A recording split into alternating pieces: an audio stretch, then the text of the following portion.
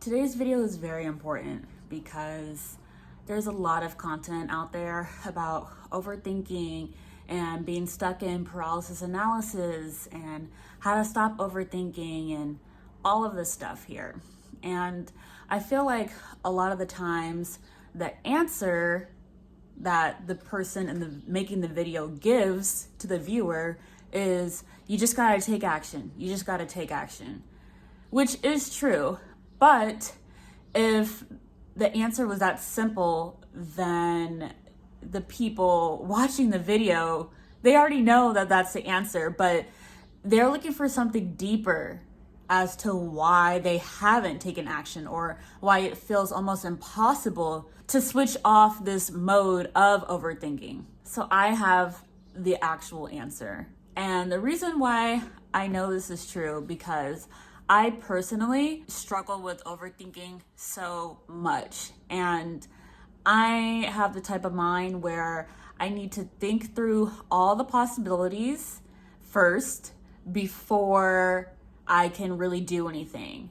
Or I need to at least know all the details, and that makes me feel comfortable. The more details I know and the more research I do, the more comfortable I feel that I'm making the right choice, right?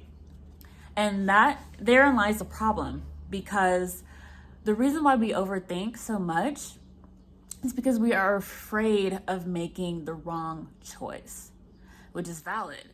But the reason why we are afraid to make the wrong choice is because we don't believe deep down that we are capable of making the right choices on our own without getting all this information. Very key point. So fundamentally, the root cause of overthinking and analysis paralysis and procrastination is a fundamental belief that we are not capable, or we don't believe in ourselves. And at the end of the day, it's coming from a place of fear and low self-esteem. So it's not that, oh, you just need to take action. No, it's you have deeper core issues that need to be worked through a little bit before you can be that decisive action taker. Because doesn't it just seem like the people who take action, it's like they don't even think about it really, they just do it. And then it's like, how are you just doing stuff without all this information first? Like, I don't get it. Like, I used to be in door-to-door sales, and I was the type of person who I had to study the whole pitch, rehearse it. I rehearsed my pitch like 20 times a day before I even started knocking.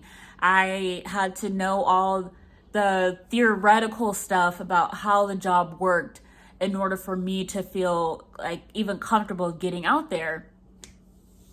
And I shadowed like 10 different people. Shadowing is when you go knock with someone, but you're just observing them and try to see their style. I shadowed 10 different people, and I talked to some of the other reps, and they only shadowed like 3 people.